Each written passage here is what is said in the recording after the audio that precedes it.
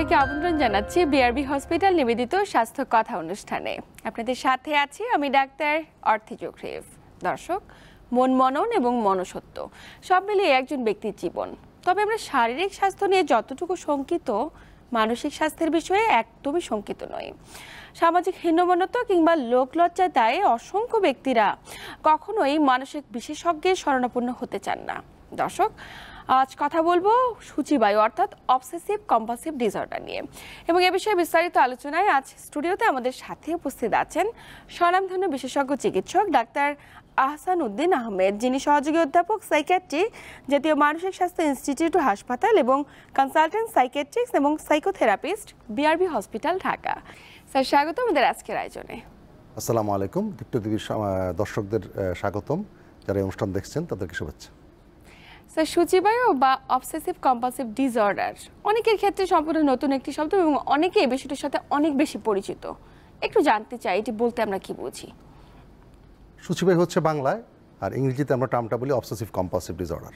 নাম শুনে বোঝা হচ্ছে দুটো পার্ট আসলে, একটা হচ্ছে অবসেশন আর একটা হচ্ছে কম্পালশন। তো অবসেশন এবং কম্পালশন মিনে হচ্ছে অবসেসিভ কম্পালসিভ ডিসঅর্ডার। প্রথমে আসি আমরা যে অবসেশন বলতে কি বুঝি আসলে আমরা। যদি আমি পরিষ্কার করে বলতে চাই, প্রথমে আমরা ইংলিশে যদি জিনিসটা দেখি, আসলে ইংরেজিতে কী বলি আমরা, অবসেশন হচ্ছে একটা repeated persistent thoughts, impulse or images that enters the person's mind despite his efforts to resist it. অর্থাৎ সূচিবায়ু হচ্ছে এমন একটা জিনিস, বা অবসেশন হচ্ছে এমন একটা জিনিস যেটা রিপিটেডলি বা রিকারেন্টভাবে বারবার আসবে এবং সবসময়ের জন্য থাকবে। কি থাকবে? কিছু চিন্তা, কিছু ছবির মতো জিনিস এবং কিছু ইম্পালস বা তাড়না, যা রুগীর অনিচ্ছা সত্ত্বেও তার মনের মধ্যে বারবার আসতে থাকবে। রুগী প্রচণ্ড রেজিস্ট করবে, বাধা দিবে, কিন্তু তার এই অনিচ্ছার বিরুদ্ধেও, তার এই বাধার বিরুদ্ধেও এটা অনবরত মনের মধ্যে ঢুকতে থাকবে। এটা গেল অবসেশন। Second part compulsion. কি? কম্পালশন হচ্ছে এমন কিছু রিপিটেড বিহেভিয়ার, অর্থাৎ বারবার সেই বিহেভিয়ার বা আচরণগুলো করবে এবং সেই আচরণগুলো দেখে মনে হবে যে খুব পারপাসফুল, আচরণগুলো সে প্রয়োজনেই করছে এবং এগুলো খুব স্টেরিওটাইপ রয়েছে, অর্থাৎ একইভাবে করতে থাকে। ওই যে অবসেশন বললাম, অবসেশনের প্রেক্ষিতে, অর্থাৎ অবসেসিভ জিনিসগুলাই তাকে এই আচরণগুলো করতে অনুপ্রাণিত করে। ফলে এই দুটো মিলে হচ্ছে অবসেসিভ কম্পালসিভ ডিসঅর্ডার। তবে ডেফিনেশনটা বুঝতে যতটা রোগীরা বুঝতে পারবেন, লক্ষণগুলো শুনলে আসলে আরও বেশি ক্লিয়ার হবে। একদম আমরা লক্ষণে যাব, কিন্তু তার আগে জানতে চাই স্যার, এই যে মানসিক এটা একটি ব্যাধি, এ ধরনের বিষয়গুলোকে ত্বরান্বিত করছে প্রতিনিয়ত, কি কারণে এটি হয়ে থাকে? কারণ আসলে এটা হচ্ছে কিছু বায়োলজিক্যাল কারণ আছে, কিছু লার্নিং হয় আমাদের, এবং কিছু নিউরো ট্রান্সমিটার, আমাদের নিউরোনাল ট্র্যাক্ট এটার পেছনে জড়িত। আসলে সেখানে কিছু অ্যাবনর্মালিটি হয়, সেখানে কিছু ফাংশনাল ইম্পেয়ারমেন্ট হয়, এর ফলে জিনিসগুলো হয়। তবে এত ডিটেল সায়েন্টিফিক ইয়ে তো হয়তো রোগীরা বুঝতে পারবেন না। তো কারণটা মনে রাখতে হবে, এটা আসলে কোনো জীবাণু দিয়ে হয় না রোগটা। আসলে যদি সংক্ষেপে বলি, এটা হচ্ছে একটা নিউরোসাইকিয়াট্রিক ডিসঅর্ডার, যেটা আমাদের নিউরোসাইকিয়াট্রিক ডিপার্টমেন্টে বা আমাদের ব্রেনের যে অংশে আসলে আমাদের সাইকিয়াট্রিক বা মন বা চিন্তা থাকে, সেই চিন্তাটাকে প্রভাবিত করে। তো মূলত আমি কি বললাম, এটা হচ্ছে একটা চিন্তার রোগ বা থটের প্রবলেম। আসলে সমস্যা কিন্তু সম্পূর্ণ হচ্ছে আমার চিন্তার মধ্যে, আমার থটের মধ্যে। এই থট এবং চিন্তার কারণে আমার প্রবলেমগুলো তৈরি হচ্ছে, আমি প্রবলেমগুলোকে কন্টিনিউ করছি, ফলে আমার রোগটা ধীরে ধীরে সিভিয়ার হয়ে যাচ্ছে, একটা সময় ইনটলারেবল হয়ে যায়। একদমই। কিন্তু স্যার, এই যে আমার চিন্তায় হঠাৎ করে এই বিষয়গুলো কেন আসছে? মানে আমি কি দীর্ঘদিন ক্রনিক ডিপ্রেশনে থাকছি এই কারণে, নাকি আমার ভাবনায় বা চিন্তায় অধিক পরিমাণ এই বিষয়গুলো আমাকে ত্বরান্বিত করছে এই কারণে, নাকি অন্য কোনো বিষয় রয়েছে? আমি ডেফিনেশনের মধ্যে কথাটা বললাম। আসলে যেমন কি হয়, এখানে রিকারেন্ট এবং পারসিস্টেন্ট থট আসে, একই চিন্তা বারবার আসতে থাকবে এবং সবসময় আসতে থাকবে চিন্তাটা। চিন্তার মধ্যে আমার যে মনের জগৎ, সেখানে চিন্তাগুলো ঢুকতে থাকবে, আমার নিজস্ব চিন্তাগুলো ঢুকতে থাকবে বারবার, এবং চিন্তাগুলো আমার জন্য খুব অস্বস্তিকর হবে, আমি খুব অ্যাংজাইটিতে পড়ে যাব, আমি বাধা দিতে চাবো এদেরকে, কিন্তু তারপরে এই চিন্তাগুলো ঢুকতেই থাকবে ভেতরে, এবং এটা চিন্তা হিসেবে আসে, কখনো কখনো ইমেজ হিসাবে আসে। অবসেসিভ রোগীরা কিন্তু, ওসিডি রোগীরা অনেক সময় কিন্তু একদম মানে ক্লিয়ার পিকচারের মতো দেখতে পায় তার সাথে এগুলো হচ্ছে, একদম পিকচারের মধ্যে, কিন্তু মনের মধ্যেই পিকচারগুলো আসে। আসলে এটা তার আউটসাইড ওয়ার্ল্ডে না, তার ইনার ওয়ার্ল্ডে এই ছবিগুলো আসে, এবং তারও বা ইম্পালস ফিল করে কোনো একটা কাজ করে ফেলার জন্য, এই ইম্পালসগুলো বারবার আসতে থাকে, ওখানেও তার খুব অস্বস্তি হয়, অ্যাংজাইটি হয়, সে রেজিস্ট করতে চেষ্টা করে, কিন্তু সে পারে না। আচ্ছা, তো সেক্ষেত্রে একজন ব্যক্তি কি করে বুঝবেন যে তার এই ব্যাধিটি রয়েছে কিনা? আচ্ছা, প্রথম কথা হচ্ছে কি, এই ওসিডি বা সূচিবায়ু রোগীরা কখনোই নিজেরা আসতে চায় না চিকিৎসার জন্য, কারণ ওরা এটাকে মানসিক রোগ মনেই করে না। আর সূচিবায়ু সম্বন্ধে আমাদের দেশে বা সবখানেই একটা ভ্রান্ত ধারণা আছে সূচিবায়ু বোধ হয় বলতে আমরা যেটা বুঝি আসলে যে খুব বেশি ধোঁয়া মশা করবে, অতিরিক্ত পরিষ্কার পরিচ্ছন্নতা, এটা সূচিবায়ুর একটা পার্ট। কিন্তু সূচিবায়ু যে অবসেসিভ কম্পালসিভ ডিসঅর্ডার যে রোগ, এটার একটা পার্ট হচ্ছে এই ধোঁয়া মশা। কিন্তু এটার অনেক ব্যাপ্তি, অনেক অনেক ফর্মে, অনেক কন্টেন্ট নিয়ে এই জিনিসগুলো আসে আসলে, এবং বিভিন্ন লক্ষণ নিয়ে রোগীরা আমাদের কাছে প্রেজেন্টেড হয়। মজার ব্যাপার হচ্ছে কি, আপনার অনেক রুগী এটা নিয়ে প্রথমে ঠিক আমাদের কাছে আসে না। কারণ ধরেন একটা এক্সাম্পল যদি আমি দেই, যেমন এই রোগীরাকে আমি প্রথমে কি বললাম, একটা ধারণা আছে অতিরিক্ত ধোঁয়া মশা করে, এটা কিন্তু এই রোগের একটা লক্ষণ। অতিরিক্ত ধোঁয়া মশা করে, এমন হাত ধুতে ধুতে এমন অবস্থা হয় তার এই যে আমাদের যে নেইলগুলো আছে এখানে একদম আলসার হয়ে যায়, ঘা হয়ে যায়। এত বেশি পানি এবং সোপ ইউজ করে না, ঘা হয়ে যায়। ফলে তখন এটা নিয়ে প্রথমে যায় স্কিন ভিডির কাছে, যে আমার তো একটা ডার্মাটাইটিস, আমার তো মানসিক রোগ না। কিন্তু এই ডার্মাটাইটিসের উৎস কিন্তু হচ্ছে ওসিডি থেকে আসলে। হ্যাঁ, তার এই ওসিডি কারণে সে এত বেশি ধোঁয়া মশা করতেছে আসলে, ফলে তার স্কিন ড্যামেজ হয়ে যাচ্ছে, ডার্মাটাইটিস হচ্ছে, এরকম লক্ষণ নিয়ে আসে। এখন আমি যদি ফর্ম বলি যে কী কী ফর্মে অবসেশনগুলো আসলে আমাদের কাছে আসে, বা রুগীদের মধ্যে কী কী ফর্ম দেখি আমরা, কতগুলো কমন ফর্ম আছে। প্রথম হচ্ছে কি, প্রথম রুগীর প্রবলেম হয় থটে, একটা ফর্ম হয়, একটা হয় রিউমিনেশন ফর্মে আসে, আমি একটু পরে ডিটেল বলতেছি। আর একটা ফর্ম কি হয় আপনার ডাউট ফর্মে আসে, সন্দেহ। হ্যাঁ, একটা ফর্ম আসে ইম্পালস ফর্মে আসে, আর একটা ফর্ম হচ্ছে আপনার ফোবিয়া হিসেবে আসে, তাকে বলে অবসেসিভ ফোবিয়া বলি আমরা। আরেকটা হচ্ছে খুব স্লোনেস ডেভেলপ করে। এখন এই ফর্মগুলোকে আমি ডিটেল বলি, সংক্ষেপে দুটোকে বলা যায়। যেমন ধরেন ডাউট ফর্ম, থট ফর্মে কি, রোগীদের মাথায় বিভিন্ন রকমের অদ্ভুত চিন্তা আসতে থাকে, একই চিন্তা বারবার আসতে থাকে। কী ধরনের চিন্তা? ম্যাক্সিমাম ক্ষেত্রে চিন্তাগুলো হয় কি, অনেক সময় খুব ব্লাসফেমাস থট, ধর্ম নিয়ে খুব আজে বাজে চিন্তা আসতেছে, কিংবা আল্লাহ নিয়ে, যারা আল্লাহকে বিশ্বাস করেন, যারা ভগবানকে বিশ্বাস করেন, যে যার স্রষ্টা নিয়ে খুব আজে বাজে চিন্তা আসতেছে। ধরেন খুব পায়াস লোক, উনি নামাজ পড়তে দাঁড়াইলেন, হঠাৎ উনি অবসেশনের পেশেন্ট, নামাজ পড়তে মনে হবে আমি কি নামাজ পড়তেছি, আল্লাহ বলতে কিছু আছে। তখন হয় কি, প্রচণ্ড অস্বস্তির মধ্যে পড়ে কিন্তু ওই পেশেন্ট, উনি তো পায়াস লোক, উনি নামাজ পড়তেছেন, সেজদা দিচ্ছেন, সেজদা আল্লাহকে দিচ্ছেন না, অন্য কাউকে দিচ্ছেন, এরকম চিন্তাগুলো আসে। মসজিদে যাচ্ছেন, মসজিদের পাশে যাচ্ছেন, হঠাৎ করে মসজিদ সম্পর্কে বাজে চিন্তা চলে আসতেছে, এবং এটা কিন্তু উনি প্রচণ্ড অস্বস্তি ফিল করে, ডিস্ট্রেস ফিল করে, উনি বাধা দিতে চায়। তাহলে থটের এই ফর্মে চিন্তা রোগগুলো আসে। একটা হয় কি রিমিনেশন ফর্মে আসে, অর্থাৎ একই চিন্তা বারবার আসতে থাকে, বারবার, এবং এটা নিয়ে তার মধ্যে বিতর্কের সৃষ্টি হয়, তার মধ্যে একটা ইনার ওয়ার্ল্ড সবসময় বিতর্ক চলতে থাকে সিম্পল ইস্যু নিয়ে। যেমন ধরেন একজন হাজব্যান্ড সকালে অফিসে যাওয়ার জন্য বাসা থেকে বের হলেন, ওয়াইফের সাথে কথা কাটাকাটি হলো একটু। এখন হাজব্যান্ড অবসেসিভ বা সূচিবায়ু আছে, উনি যাইতে সারাক্ষণ চিন্তা করবেন, কথাটা আমি এভাবে কেন বললাম ওয়াইফকে, এভাবে বলে তো ভালো হইতো, আমি তো এভাবে বলে হেরে গেলাম, আমি তো এভাবে বললে আমি জিততাম, এভাবে বলে তো জিনিসটা ভালো হইতো। এই যে ইন্টারনাল ডিবেট সারাক্ষণ চলতে থাকে, যেগুলো সিম্পল ইস্যু নিয়ে, এটা কিন্তু খুব বেশি 10-15 মিনিট আমার ভেতরে স্টে করার কথা, কিন্তু এই রোগীদের হয় কি সারাদিন ধরে এটা স্টে করতে থাকে এই ডিবেট, এবং সারাদিনের কাজকর্ম নষ্ট করে ফেলে তার, বুঝছেন। আরেকটা ফর্ম কি বললাম, ডাউট, সবসময় এদের মধ্যে সন্দেহ থাকে। কি সন্দেহ? আমি যে আগের কাজটা করলাম এটা সঠিক হয় নাই, ভুল হয়ে গেছে, মনে হয় কোনো কিছু অপূর্ণ রয়ে গেছে, সে ফলে বারবার চেক করতে চায়। কি চেক করে? দরজাটা কি ঠিক মতো লাগাইলাম, সিটকিনি লাগাইলাম, বারবার চেক করতেছে, চুলাটাকে আমি ঠিক মতো নেভালাম। এমনও অনেক পেশেন্ট আছে আমাদের যে চুলা নেভালাম কিনা এইটা দেখতে দেখতে উঠতে যাতে রান্নাঘরে যাচ্ছে এবং বেডরুমে আসছে, তা সারা রাত কেটে যায়। ডাউট ফর্মে হয়, হ্যাঁ, এই ডাউট ফর্ম থাকে। একটা হয় কি ইম্পালস ফর্মে আসে। কি ফর্মে? অবসেসিভ পেশেন্টের অনেক ক্ষেত্রে হয় কি, একটা জিনিসের প্রতি তাড়না অনুভব করে। ধরেন কীরকম তাড়না? উনি রাস্তায় বের হলেন, বাস দেখলেন, মনে হচ্ছে বাসের সামনে লাফ দেই, বাসের সামনে লাফ দেই। আবার রান্নাঘরে যাচ্ছেন, দা দেখছেন, ছুরি দেখছেন, এটা নই, নিয়ে কাউকে স্টেপ করি, নিয়ে কাউকে আঘাত করি। এই যে একটা ইম্পালস ফিল করতে থাকে, কিন্তু করে না, ভয়ঙ্কর অনুভূতি, ফলে ভয়ঙ্কর অনুভূতি, সে কিন্তু করে না। এর ফলে হয় কি, তার মধ্যে ওটার মধ্যে একটা ভয় জেগে যায়। ফলে পরবর্তী ফর্ম যেটা বললাম যে ফোবিয়া, ভয় হয় তার, তখন সে করে কি অ্যাভয়েড করতে থাকে এটাকে। সে তখন গাড়ি অ্যাভয়েড করে, সে তখন রান্নাঘরের ছুরি কাঁচি দা এগুলোকে অ্যাভয়েড করে। যখন এগুলো অ্যাভয়েড করা শুরু করে তখন হয় কি, তার লাইফ রেস্ট্রিক্টেড হয়ে যায়। এখন যখন সে গাড়িকে অ্যাভয়েড করবে, সে তো রাস্তা বেরোতে পারবে না, ফলে তার লাইফ রেস্ট্রিক্টেড হয়ে যায়, তার কাজকর্ম রেস্ট্রিক্টেড হয়ে যায়, হ্যাম্পার করে তার নর্মাল লাইফকে। তারপর হয় কি স্টোরেজ। এই সবগুলোর কারণে হয় কি, একটা ফর্ম আসে যেটা তখন রুগীরা অন্য কিছু ধারণাই করতে পারে না, কী কারণে আমার স্লোনেসটা হচ্ছে, প্রচণ্ড স্লো হয়ে যায় এই রুগীরা। এবং বিশেষত যারা আপনার চাইল্ডহুড অনসেট ওসিডি থাকে, তাদের এই স্লোনেসটা খুব বেশি থাকে। তাহলে এই ফর্মগুলো নিয়ে আসলে পেশেন্টটা আমাদের কাছে আসে। এখন এই ফর্মগুলোর মধ্যে অনেক রকম চিত্র নিয়ে আসে। কীরকম?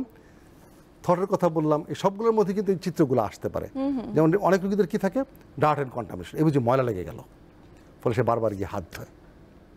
এই যে আমি প্লেটটা ধুলাম, এটা বোধ হয় ধোয়া ঠিক মতো হয় নাই, ফলে বারবার সে প্লেটটা ধুতে থাকে। এখন এটা কী ফর্মে আসতে, তার মধ্যে চিন্তা ফর্মে আসতেছে, ফলে বারবার সে একই কাজ করতেছে। এখন এই যে চিন্তা করতেছে এবং করছে, সে কিন্তু জানে যে একবার ধুলে হয়ে যাচ্ছে জিনিসটা, কিন্তু তার ভিতরে অ্যাংজাইটি দূর হয় না, ফলে সে বারবার করতে থাকে। ফলে আমি যেটা শব্দ বললাম, এটা কিন্তু কম্পালসিভ অ্যাক্ট। সে যখন বারবার ধোয়, তার মাথায় চিন্তাটা কি আসে, পরিষ্কার হয় নাই, ময়লা লেগে আছে, ফলে সে বারবার এটা ওয়াশ করতে থাকে। ফলে এটা হচ্ছে তার কম্পালশন। এই যে বারবার সে কাজটা করে, ওয়াশটা করে, এটা হচ্ছে তার কম্পালশন। তাহলে অবসেশনের কারণে কম্পালশনটা তৈরি হলো। এখন এই কম্পালশনটা কিন্তু সে নিজেও জানে যে একবার ধুলে পরিষ্কার হয়ে যায়, কিন্তু তার মন, তার অ্যাংজাইটি কমে না এতে। সে করে কি বারবার ধোয়, বারবার ধুয়ে সে একটা ফর্মুলা তৈরি করে ফেলে অনেক রোগী, যেমন আমাকে 20 বার ধুতে হবে। ফলে হয় কি, একটা অর্ডারলিনেসও তৈরি হয় এদের মধ্যে। কীরকম অর্ডারলিনেস থাকে, যে এই সব অবসেসিভ রোগীরা প্রায়ই দেখা যায় কি, একটা কাউন্ট করবে, নির্দিষ্ট রিচুয়াল মেলে কাউন্ট করবে। তাকে আপনি বলেন গুনেন তো, 1 2 3 4 গুনি না আমরা, সে 1 2 3 4 করে গুনতে পারে না, তিনটা করে গুনবে, 3 6 9। যদি এইভাবে না গুনে 1 2 3 না, গোনা হয় নাই, আবার গুনতে হবে, নতুন করে শুরু করে। এটা রিচুয়াল হিসেবে আসে এদের অনেকের ক্ষেত্রেই। যে বললাম, এই যে বারবার ওয়াশ করে, এটাকে আমরা ক্লিনিং রিচুয়াল, পরিষ্কার পরিচ্ছন্নতা রিচুয়াল। আবার অনেকের হয় কি, ড্রেসিং রিচুয়াল থাকে। ড্রেসিংটা কীরকম, ড্রেসিং রিচুয়ালে হয় কি, যে সে পোশাক পরবে, একটা নির্দিষ্ট প্যাটার্ন পরে সে পোশাক পরবে। যেমন ধরেন সে হয়তো সবসময় প্যান্ট আগে পরে, শার্টটা পরে পরে, কোনো কারণে ভুলে সে শার্টটা আগে পরে ফেললো, আবার খুলে ফেলবে, শার্টটা খুলতে হবে, তার খুলে প্যান্টটা পরতে হবে। অর্থাৎ ড্রেসিং রিচুয়াল তাকে এটা অর্ডারলিনেসটা ফলো করতে হবে, এই ধারাটাই তাকে ফলো করতে হবে, এর বাইরে যাওয়া যাবে না। কেউ কেউ আছে দেখবেন, ঢুকতে গেলে রুমে 3 4 পা ফেলে, একবার ঢুকে একবার বের হয়, কারণ হয়তো বা সে অভ্যস্ত হচ্ছে ডান পাটা আগে দিবে, কোনো কারণে বা পাটা আগে পড়ে গেছে, আবার ফেরত আসবে, বের হয়ে গিয়ে আবার। কেউ কেউ কাউন্ট করে, এই কাউন্টে আমার এতটা স্টেপ পড়বে, এবং এই সব কিছু ইনার থিঙ্কিংয়ের মধ্যে হয়তো, ফলে প্রচণ্ড ডিস্ট্রেস ফিল করে পেশেন্টরা। এবং বিহেভিয়ার, যা আমি যেটা বললাম যে কম্পালশন, এখানে আরও অনেকগুলো ফর্ম থাকে, চেকিং থাকে, যে বললাম বারবার চেক করতেছে সে সিটকিনি লাগাইলো কি না। কেউ কেউ আছে কি, আপনার বাসা থেকে বের হইলো, রুমে লক করে দিল, দরজা মেইন গেটে তালা লাগাই আসলো, বারবার তার ডাউট হয় আমি কি তালা লাগাইলাম, বারবার ফেরত আসে। এসে এভাবে ফেরত আসতে তার দিনের কার্যক্রমই নষ্ট হয়ে যায়। এরা আবার অনেক ক্ষেত্রে অদ্ভুত কাজ করে। যেমন আমার এক পেশেন্ট এরকম, ধরেন সে বারবার চেক করে, তো সে নিজে একটা টেকনিক বের করলো কি, ঠিক আছে আমি ছবি তুলে নিয়ে যাই, তাহলে দেখতে পাবো যে লকটা করছে কিনা। আমি সে ছবি তোলে, এরপরে কম্পালশনের ভিতরে সে বারবার ছবি খুলে দেখতেছে ছবিটা দেখা হইলো কিনা, মানে এত সিভিয়ার পর্যায়ে চলে যায় অবসেশনগুলো। তাহলে এই ধরনের লক্ষণগুলো নিয়ে আসার, লক্ষণগুলোর মধ্যে কিছু ফিজিক্যাল সিমটম নিয়ে আসে, যেটা বললাম যে আপনার যে বিশেষ করে স্কিনের এই প্রবলেমগুলো নিয়ে আসে। একদমই স্যার। এবং পাশাপাশি আপনি বলছিলেন যে কিছু কিছু মানসিক জটিলতা কিংবা শারীরিক জটিলতা নিয়ে আপনাদের শরণাপন্ন হয়ে থাকে, এ বিষয়ে বিস্তারিত জানবো। যেমন কমপ্লিকেশন বা কোমরবিড বলতে যেটা আমরা বুঝি, সাথে আরও অ্যাসোসিয়েট কী কী থাকে, এর মধ্যে আরও অনেক অ্যাসোসিয়েটেড মানসিক প্রবলেমও থাকে। এটা যদি আগে বলি, যেমন অবসেসিভ কম্পালসিভ ডিসঅর্ডারের পেশেন্টরা ইনভেরিয়েবলি একটা বিরাট পার্ট, মোর দেন 2/3 মেজর ডিপ্রেসিভ ডিসঅর্ডারে ভোগে, প্রচণ্ড বিষণ্ণতায় ভোগে। এটা কারণ কি, কারণ হচ্ছে রোগী নিজেও তো অ্যাকসেপ্ট করতে পারতেছে না, সে দেখছে তা যে তার লাইফ হ্যাম্পার্ড হয়ে যাচ্ছে, এবং ঘরের লোকজন তো এটাকে অ্যাকসেপ্ট করতে পারে না। ফলে ঘরের তার এক্সটার্নাল ওয়ার্ল্ডেও প্রবলেম, তার ইনার ওয়ার্ল্ডেও প্রবলেম। এর ফলে রোগীরা অনেক সময় বিষণ্ণ হয়ে যায়, প্রচণ্ড বিষণ্ণতায় ভোগে রোগীরা। ফলে অনেক সময় রোগীরা শুধু প্রেজেন্ট করে বিষণ্ণতার সমস্যা নিয়ে, এবং এই বিষণ্ণ থেকে এত সিভিয়ার হয়ে যায় অনেক সময় এরা করে কি, আত্মহত্যার পথও বেছে নেয়, সুইসাইড করতে যায়। এত ডিস্ট্রেস হয় তার মধ্যে, তখন বেঁচে থাকাই তার কাছে নিরর্থক মনে হয়। এদের অনেকটা হয় কি, আপনার প্রচণ্ড অ্যাংজাইটি থাকে। এরা করে কি, ইনভেরিয়েবলি, কারণ এই ওসিডি বা অবসেসিভ কম্পালসিভ রোগটার কোর ফিচার যদি আমরা বলি, কোর জিনিসটাই হচ্ছে অ্যাংজাইটি। ফলে এর মধ্যে প্রচণ্ড অ্যাংজাইটি কাজ করে। ফলে অ্যাংজাইটি ইটসেলফ আমরা জানি এটা মানসিক রোগ। এই অ্যাংজাইটি ডিসঅর্ডার নিয়ে অনেকে প্রেজেন্ট করে। আবার এই অ্যাংজাইটির ফলে কিছু শারীরিক উপসর্গ দেখা যায়। অ্যাংজাইটির ফলে কী কী শারীরিক উপসর্গ দেখা যায়, এদের প্রচণ্ড প্যালপিটেশন হয়, বুক ধরফর করে, সমস্ত সারা শরীরে বার্নিং সেন্সেশন হয়, বডি এক হয়, হেডেক থাকে। অবসেশন রোগীরা কিন্তু ইনভেরিয়েবলি হেডেক নিয়ে প্রেজেন্ট করে, প্রচণ্ড মাথা ব্যথা থাকে। এবং কি হয়, আপনার শারীরিক আরও অনেক উপসর্গ এদের, ধরেন যেসব জিনিসে আমাদের অস্বস্তি হয়, যেমন ধরেন অতিরিক্ত অ্যাংজাইটির ফলে, পালপিটেশনের ফলে, অ্যাংজাইটির ফলে যেটা হয় যে মিকচুরেশন, ডিফিকেশন, এখানেও প্রবলেম হয়ে যায়। এদের একটা বিরাট অংশ। আমরা মনে করি যে অবসেসিভ রোগীরা খুব বেশি পরিষ্কার পরিচ্ছন্ন থাকে, মোটে কিন্তু তা না। আমরা শুধু এতটুকুই জানি, সূচিবায়ু বলতে এইটুকুই বোঝায়। পরিষ্কার তো একবারই হয়ে যায়। এদের একটা বিরাট অংশ রেগুলার পার্সোনাল হাইজিন মেনটেন করে না, গোসল করতে যায় না। কারণ কি, এরা যখন গোসল করতে ঢোকে তখন 2 থেকে 3 ঘন্টা সময় লাগে। কোনো পেশেন্ট আছে যাকে বিকালবেলা সে বাথরুমে ওয়াশরুমে ঢুকছে, তাকে বের করতে করতে ভোর হয়ে গেছে। আচ্ছা আচ্ছা। সারাক্ষণ সে ওয়াশ করতেই আছে, পরিষ্কার হচ্ছে না, যখন সিভিয়ার ফর্মে চলে যায়। এর ফলে অনেক তার ঠান্ডার সমস্যা হতে পারে, আরও অনেক রকম সমস্যা হয়। এবং যদিও আর দেখা যায় নোংরা থাকতে গোসল করছে না, কিন্তু যখন ঢোকে গোসল করতে তখন প্রচুর সময় লাগে, একটা ওয়াশ করতে প্রচুর সময় লাগে। এখন এটা কিন্তু তাদের দোষ না। আমাদের দেশের যেটা সমস্যা হয় প্রথম, যে রুগীরা যখন এই আচরণগুলো করতে থাকে তখন ওদের প্রতি খুব হোস্টাইল আচরণ করা হয় আসলে, ফ্যামিলি থেকে আপনজনরা খুব হোস্টাইল আচরণ করে। কিন্তু এটা কিন্তু আসলে ওনার দোষ না আসলে, তো ওনার সমস্যাটাই তো এরকম, ওনার রোগের প্যাটার্নটাই এরকম। এবং এখানে ওনার চিন্তাগুলো কতটুকু গভীর হয় দেখেন। কারণ প্রথমে আমি বললাম কি ওনার এই রোগটা হচ্ছে চিন্তার রোগ। উনি যে বারবার ওয়াশ করছে ডিশটা, এটা কারণ কি? উনি তো চিন্তা করছে ময়লা দূর হচ্ছে না। উনি যখন আরেকটু অগ্রসর হয় চিন্তায়, যদি এখানে ময়লা থাকে তাহলে আমার আপনজনই তো এটা দিয়ে খাবার খাবে, তখন এটার জন্য তো একটা অসুখ হবে। এখন এই ওষুধ তো মারাত্মক কিছু দেবে, সেই ওষুধ সে মারা যায়। সে কতটুকু মানে ক্যাটাস্ট্রফিক বা মারাত্মকভাবে চিন্তা তাকে আক্রমণ করে, তখন তো আমাদের ভয় কাজ করতে থাকে, তখন সে ওয়াশ করতেই থাকে। ফলে এগুলো কোনোটার জন্য কিন্তু পেশেন্ট দায়, মানে ওই ব্যক্তি দায়ী না, সে নিজে ইচ্ছা করে এগুলো করে না, তার রোগের প্যাটার্নটাই এরকম। ফলে এই ধরনের কমপ্লিকেশন এগুলো নিয়ে প্রায় রোগীরা আসে। নিশ্চয়ই, অসংখ্য জটিলতা। এবং এই ডিজিজটি যদি প্রপার টাইমে একজন ব্যক্তি ট্রিটমেন্ট না করে কিংবা মানসিক বিশেষজ্ঞের শরণাপন্ন না হয়ে থাকে, তবে তো আপনি যেমনটি বলছিলেন জটিলতার পরিমাণ বাড়তেই থাকবে এবং একটা সময় পরে তারা সুসাইডাল অ্যাটেম্প গ্রহণ করে। বা সেক্ষেত্রে পরিবারকে কিংবা সমাজের প্রত্যেকটা মানুষকে এক্ষেত্রে সচেতন হওয়া প্রয়োজন। কারণ তিনি যে জটিলতায় ভুগছে তিনি তো নিজে বুঝে উঠতে পারছেন না। কখন পরিবারের ব্যক্তিরা সতর্ক হবেন এবং কখন চিকিৎসকের শরণাপন্ন হবেন? আসলে এটা খুব ইম্পর্ট্যান্ট। আপনি প্রথমে একটা কথা বললেন না যে শারীরিক সমস্যা নিয়ে আমরা যতটা উদ্বিগ্ন হই, মনের সমস্যা নিয়ে আমরা এতটা উদ্বিগ্ন হই না কারোর কাছে আসলে, বা উদ্বিগ্ন হই না, বা আমরা ট্রিটমেন্টও সার্চ করি না। কারণ কি আসলে আমি সবখানি কথা আমি বলি যে পৃথিবীতে সবচেয়ে অবহেলিত হচ্ছে আমার মন। আমি নিজের মনকেই পাত্তা দিই না, আমি নিজের মনকেই আমি টেক কেয়ার করি না, অন্যরা টেক কেয়ার করবে কোত্থেকে আসলে। তো ফলে প্রথমেই হইতে হবে কি আসলে পরিবারের লোকদেরকে এটা অ্যাকসেপ্ট করতে হবে যে উনি মানসিক রোগে ভুগছেন। এখন মানসিক রোগ বলতেই অনেকে বোঝেন কি যে বোধহয় পাগল হয়ে গেছে কিনা, যদিও পাগল শব্দটা আমরা আজকাল ইউজ করি না, কিন্তু এখনও তো এটা ওয়েল প্র্যাকটিসড একটা জেনারেল টার্ম, তাই না? অনেকেই মানসিক রোগের ডাক্তার মানে মনে করে যে পাগলের ডাক্তার, তো মোটেই কিন্তু তা না। আসলে আমরা হচ্ছে মনের ডাক্তার। এখন মনের রোগ কিন্তু অনেক রকম, তার মধ্যে সেফ পাগল বলতে আমরা যদি এটা খুবই কম পার্সেন্ট, কিন্তু মাত্র 1% হচ্ছে পাগল, আর বাকি সব কিন্তু এই ধরনের মানসিক রোগ। অর্থাৎ ওসিডি বলেন, ডিপ্রেশন বলেন, ফ্রাস্ট্রেশন বলেন, অ্যাংজাইটি বলেন, ফোবিয়া বলেন, এই যত মাইনর সাইকিয়াট্রিস্ট সব ম্যাক্সিমাম কিন্তু এরকম।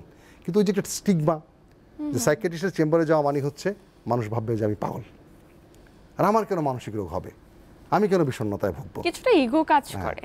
এটা ঠিক ইগো না, আসলে স্টিগমা। একদমই। কারণ এটাও আমরা আসলে সমাজ তো আমাদের, যদিও এটা সমাজের দোষটা, সমাজ তো আমরাই পরিচালনা করি আসলে। ফলে আমাদেরকে স্টিগমা থেকে বের হয়ে আসতে হবে। এই যে আমাদের একটা বাউন্ডারি, আমাদের একটা যে কাল্পনিক বাউন্ডারি, একটা ধরেন স্টিগমাটাইজ বাউন্ডারি ভেঙে আমাদেরকে বের হইতে হবে যে আমার জীবন একটাই আসলে। এই যে আমি যে রোগী অসিরিতে ভুগছে, সেটা মোটেও শান্তিপূর্ণ জীবন যেমন করছে না, কিন্তু আসলে প্রচণ্ড অশান্তিপূর্ণ জীবন, তার লাইফ রেস্ট্রিক্টেড হয়ে যায়, তার পার্সোনাল লাইফ, ফ্যামিলি লাইফ সব কিছুতে তার ইম্পেয়ারমেন্ট হয় কিন্তু। এবং এটা তো সুখের জিনিস না আসলে। যখন ইম্পেয়ারমেন্ট হচ্ছে তখন সে কষ্টে চালাচ্ছে, তো কষ্ট চলছে তো আসলে। তখন এই কষ্ট সে কিন্তু ইজিলি দূর করতে পারে যে ট্রিটমেন্টটা হতে আসে। ফলে আমার মনকে সুস্থ রাখার দায়িত্ব একান্তই আমার। তাই প্রত্যেকটি ব্যক্তি যদি একদম নিজের মনের কথা, নিজের সুস্থতার কথা চিন্তা করে, যেমন আমরা শারীরিক সুস্থতা নিয়ে অনেক বেশি, একটু জ্বর হলেই বা একটু শরীর খারাপ হলে আমরা চিকিৎসকের কাছে যাচ্ছি, তেমনভাবে মনের যদি একটু জটিলতা হয় সেটা নিয়ে কেন না চিকিৎসকের কাছে যাওয়া। এটি যে মূলত হচ্ছে স্টিগমা। আর যে বললাম মন তো এখনও অবহেলিত, আমরা তো মনকে এখন এত গুরুত্ব দিই না যতটা শারীরিক প্রবলেমকে গুরুত্ব দিই। কিন্তু একটা জিনিস খেয়াল করবেন, আপনি শারীরিক সমস্যা নিয়েও কিন্তু দৈনন্দিন কাজ করতে পারবেন, কিন্তু আপনার যদি মনের সমস্যা হয় কখনই আপনি স্বাভাবিক কাজকর্ম চালাতে পারবেন না। ফলে মনের সুস্থতা হচ্ছে আসল আসলে, সাথে শারীরিক সুস্থতা। আমরা এখন বলি no health without mental health. মানসিক স্বাস্থ্য ঠিক না থাকলে কোনো স্বাস্থ্যই ঠিক থাকবে না। নিশ্চয়ই। তো স্যার, যখন আপনাদের শরণাপন্ন হয়ে থাকে, আপনারা তো হিস্ট্রি নেন, পাশাপাশি কোনো বিশেষ পরীক্ষা নিরীক্ষার প্রয়োজনীয়তা রয়েছে? লাগে আসলে। আরেকটা জিনিস এখানে আমার উল্লেখ করা প্রয়োজন আমার মনে হয়, যে আমরা অনেকেই মনে করি শুধু বড়দেরই বোধহয় এই রোগটা হয়। শিশুরা কিন্তু চাইল্ডহুডে বা শিশু বয়সেও কিন্তু এই অবসেসিভ কম্পালসিভ ডিসঅর্ডার নিয়ে আসে রোগীরা। ওদের প্রেজেন্টেশনটা একটু ভিন্ন রকম হয়। কীরকম? এই শিশু হয়তো প্রথমে হাত ধোয়া দিয়ে শুরু হয় না, শিশুদের ম্যাক্সিমাম ক্ষেত্রে শুরু হয় স্লোনেস দিয়ে। অনেক বাচ্চাই দেখবেন যে খুব মানে অ্যাবনর্মাল রকমের স্লো কাজকর্মে একটা কাজটা অনেক সময় নিয়ে করতেছে, তখনই খেয়াল করে তার মধ্যে অবসেশনের কিছু আছে কিনা। ওই যে আমি একটা ফর্মের মধ্যে বলছিলাম যে স্লোনেস ডেভেলপ করে এদের মধ্যে, চাইল্ডহুডের ওসিডিরা ম্যাক্সিমাম স্লোনেস ডেভেলপ করে এবং এদের মধ্যে একটা অর্ডারলিনেস, অর্থাৎ একই কাজ একটা নির্দিষ্ট প্যাটার্নই তাকে করতে হবে। এই প্যাটার্নের বাইরে যাবে তখন তার মধ্যে অস্বস্তি সহ চিৎকার চেঁচামেচি শুরু করবে, ইরিটেবল হয়ে যায়। যেমন মা হয়তো বা ওকে খাওয়াচ্ছে, এখন মা হয়তো সময় ডান পাশে বসে খাওয়ায়, সে কিন্তু এটা খেয়াল করে আজকে মা বাম পাশে বসে খাওয়াচ্ছে, সে খাবে না, ডান পাশে বসে খাওয়াইতে হবে তাকে। তাকে যেই স্টাইলে মা খাওয়াইতে হয় সবসময় ওই স্টাইলই মেনটেন করতে হবে তাকে। হ্যাঁ, ওসিডির বাচ্চারা এই ধরনের অর্ডারলিনেস বলি আমরা, স্লোনেস, এগুলো নিয়ে ডেভেলপ করে বেশি এবং এরা তখন খুব ইরিটেবল হয়ে যায়। আচ্ছা, খুব বিরক্তিকর হয়ে যায়, খুব বিরক্ত প্রকাশ করে, কারণ ওরা তো মনের কথা বলতে পারে না, শিশুরা কিন্তু তো এক্সপ্রেস করতে পারে না, তো ফলে খুব বিরক্তিকর হয়ে যায়। ফলে এই ধরনের যে কোনো সমস্যায় যখন আমরা আসি তখন আমরা দেখি কিছু কমন ট্রিটমেন্ট আমরা করি। এই ওসিডির সাথে একটা শারীরিক রোগের সম্পর্ক খুব গভীর। আচ্ছা, একটা বিরাট পার্সেন্টেজ ওসিডি রোগীদের দেখা যায় কি শিশুকালে বা জীবনে কোনো না কোনো সময় হয়তো বা রিউমেটিক ফিভার লাইক সিমটম তার ছিল। আচ্ছা, খুবই গুরুত্বপূর্ণ তথ্য এটি। খুব সোর থ্রোট, গলা ব্যথা এগুলো থাকে। হয়তো বা রিউমেটিক ফিভারের ডায়াগনোসিস হয় নাই, দেখা যায় ওই বাচ্চারা খুব ছোটো বয়স থেকেই প্রচণ্ড গলা ব্যথা থাকতো, ঘন ঘন গলা ব্যথা হতো, তখন আমরা এই কিছু রিউমেটিক ফিভার লাইক কিছু ট্রিটমেন্টগুলো করি, অর্থাৎ এএসও টাইপেরটা দেখি। আবার থাইরয়েড টেস্ট ইনভেরিয়েবল আমরা করি। ওই যে স্লোনেসের সাথে যারা হাইপোথাইরয়েড তারা কিন্তু খুব স্লো হয়ে যায়। হ্যাঁ, তাদের মেন্টাল যে অ্যাক্টিভিটি সেটাও কিন্তু খুব স্লো হয়ে যায়। ফলে এই থাইরয়েড টেস্টগুলো করি। আর কমনলি রুটিন কিছু ইনভেস্টিগেশন আমরা করি এটার জন্য। ফলে এইগুলো টেস্টগুলো করলে আমরা রুগীকে তো ওষুধও দেওয়া লাগে, তো ওটার জন্য আমাদের কিছু টেস্ট করতে হয় যে ওষুধটা তাকে দেওয়া যাবে কিনা। ফলে রুটিন চেক আপগুলো আমরা করি, বায়োলজিক্যাল চেক আপ যেগুলো রুটিনলি সেগুলো করি। স্পেশালের মধ্যে আমরা রিউমেটিক ফিভারের কোনো হিস্ট্রি আছে কিনা দেখি। কারণ এখানে হয় কি আপনার স্ট্রেপ্টোকক্কাস দিয়ে আমরা জানি যে রিউমেটিক ফিভার হয়, স্ট্রেপ্টোকক্কাস বেটা হেমাটাইটিস দিয়ে যেটা হয়। ফলে এটা বডিতে গিয়ে একটা কমপ্লেক্স তৈরি করে। আমি এত জটিলতা না, একদম সহজ সরলভাবে বলি, একটা অ্যান্টিবডি অ্যান্টিজেন কমপ্লেক্স তৈরি করে। সেই জিনিসটা করে কি আমাদের ব্রেনের একটা সেন্টার যেটাকে কডেট নিউক্লিয়াস বলি, সেখানে গিয়ে আসন করে। আর এই কডেট নিউক্লিয়াস হচ্ছে বায়োলজিক্যালি ওসিডি তৈরি করার জন্য সবচেয়ে গুরুত্বপূর্ণ জায়গা। এই কডেট নিউক্লিয়াসকে ওরা ড্যামেজ করে, ফলে পরবর্তীতে এদের মোর দেন 25% ওসিডি রোগীদের কিন্তু শিশুকালে এই রিউমেটিক ফিভারের হিস্ট্রি থাকে এবং এদের অধিকাংশই ওই রিউমেটিক ফিভারের যে কডেট নিউক্লিয়াস ড্যামেজড হয়, ফলে তখন এই সমস্যাগুলো দেখা দেয়। আচ্ছা, আমরা কখনোই চাই না কোনো শিশু কিংবা কোনো মধ্যবয়স্ক কিংবা কোনো বয়োজ্যেষ্ঠ বাবা মারা এই ধরনের জটিলতায় ভুগুক। এটা একটা ব্যাপার কি জানেন, জেনেটিক একটা ফ্যাক্টর আছে, কিন্তু যদি ফ্যামিলিতে কারো ওসিডি থাকে তার পরবর্তী প্রজন্ম ওসিডি হওয়ার সম্ভাবনা খুব বেশি থাকে। আচ্ছা, তাহলে এটাও আমাদের মাথায় রাখতে হয়। তার মানে পরিবারে কারো হলে সেক্ষেত্রে প্রত্যেকটি ব্যক্তিকে যদি এ ধরনের উপসর্গ থাকে একটু সচেতন হয়ে অবশ্যই চিকিৎসকের শরণাপন্ন হওয়া জরুরি। স্যার, একটু প্রতিরোধ নিয়ে কথা বলতে চাই। যে সমস্ত ব্যক্তিরা এই ধরনের জটিলতায় ভুগছে তারা কি করে নিজেকে সতর্ক করতে পারেন এবং এটি তো নিয়ন্ত্রণযোগ্য ব্যাধি, আর এটিকে নিরাময়যোগ্য কতটুকু? আসলে এই রোগীরা হয় কি আপনার প্যাটার্নটা একরকম থাকে না, সবসময় তাদের মধ্যে কিছু সিমটম থাকতে পারে। তারপর আমরা দেখি যে 1/3 রোগী আছে যারা ভালো হয়ে যায়, 1/3 হচ্ছে এরা ভালো হবে না, সবসময় কিছু সিমটম থাকবে কিন্তু ট্রিটমেন্টে সে ভালো থাকবে। বাকি 1/3 হচ্ছে সিমটম আস্তে আস্তে আস্তে আস্তে বাড়তে থাকবে, কিন্তু তারপরে তার ওষুধ লাগবে। এখন যদি আমার দর্শকরা প্রশ্ন করেন যে রোগী যদি ভালো না হয় চিকিৎসা করবো কেন করবো, নিয়ন্ত্রণে রাখার জন্য। এখন যদি আমি উল্টা প্রশ্ন করি, আপনার ডায়াবেটিস রোগ কোনোদিন ভালো হবে? উচ্চ রক্তচাপ কখনোই নিয়ন্ত্রণ, আপনার হাইপারটেনশন কোনোদিন ভালো হবে? তাহলে আপনি ট্রিটমেন্ট করেন কেন? কন্ট্রোল করার জন্য। কাজে সিমটমগুলো নিয়ন্ত্রণ করলে আপনি সুন্দর জীবনযাপন করতে পারবেন। সেজন্য সিমটমগুলো নিয়ন্ত্রণ করার জন্যই আপনার চিকিৎসা প্রয়োজন এবং নিয়মিত ওষুধগুলো খেয়ে যাওয়া জরুরি। জরুরি, নিয়মিত এবং অবশ্যই অ্যাডভাইস অনুযায়ী। ডাক্তার আমরা যে সারা জীবন ওষুধ চালাই তা কিন্তু না, আসলে মানে আপনারই ডোজ নির্ধারণ করবেন, আপনারই অ্যাডজাস্ট করে দেবেন এবং কতদিন খেতে হবে এটা আপনারই সিদ্ধান্ত নেবেন। এটা হয় কি এদের কোর্স, যেটা আমরা বলি এটা রোগের কোর্স বলি না, যে কিরকম প্রক্রিয়াটা হয়, এদের ম্যাক্সিমাম এটা ওয়াক্সিং এন্ড ওয়ার্নিং কোর্স বলি আমরা। এরকম একবার পিকে যায়, আবার কমে, বেজে আসে, আবার পিকে যায়, আবার কমে। আচ্ছা, সেই অনুযায়ী কতদিন পর পর চিকিৎসকের শরণাপন্ন হতে হবে এটি আপনারই সুনির্দিষ্ট করে দেন, ঠিক করে দেন যে কতদিন পর ফলো আপে আসবে। নিশ্চয়ই। আমরা স্যার আলোচনার একদম শেষ প্রান্তে অনেক গুরুত্বপূর্ণ তথ্য দিলেন। অসংখ্য ব্যক্তি এই ধরনের উপসর্গে ভুগছে কিন্তু তারা নিজেকে নিয়ে একদম শঙ্কিত নন।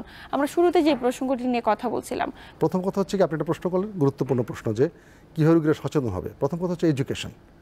আমার রোগটার সম্বন্ধে যদি আমার ধারণা থাকে তাহলে আমি সচেতন হতে পারবো এবং এটা একটা নিয়ন্ত্রণযোগ্য রোগ।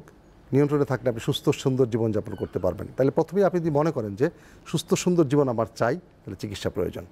ফলে এই রোগের নিয়ন্ত্রণের মাধ্যমে আপনি সুস্থ সুন্দর স্বাভাবিক জীবনযাপন করতে পারবেন। কারণ এই রোগ নিয়ে রোগীরা ফ্যামিলি লাইফ যে পরিমাণ, রোগীদের ফ্যামিলি লাইফ যে পরিমাণ হ্যাম্পার্ড হয়, ইউ ক্যান্ট ইমাজিন, ডিভোর্স হয়ে যায় অনেকের এই রোগের জন্য ফ্যামিলিতে।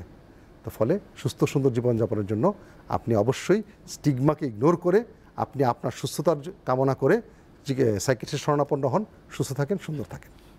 প্রিয় দর্শক, এই ছিল আমাদের আজকের আয়োজন। এতক্ষণ সাথে থেকে আমাদের আয়োজন দেখার জন্য সবাইকে আন্তরিক ধন্যবাদ। দেখা হবে আগামী পর্বে ঠিক একই সময়ে নতুন কোনো আলোচনায়। ততক্ষণ পর্যন্ত সবাই ভালো থাকুন, সুস্থ থাকুন এবং দীপ্ত টিভির সাথেই থাকুন।